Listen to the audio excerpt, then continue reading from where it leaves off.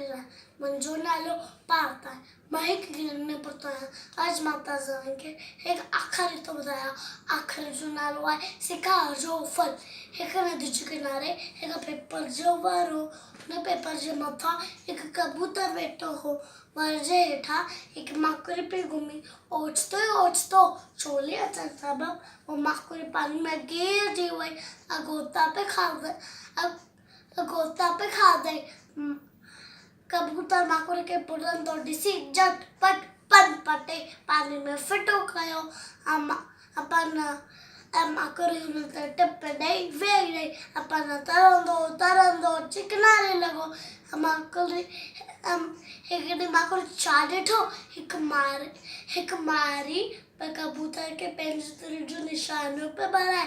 माकड़ी वञी हुनजे पेर पे चक पातो ऐं तीर घुसी वियो। कबूतर वर सां उॾामी वियो। अहिड़ी तरह हुन हिक ॿिए जी जान बचाई।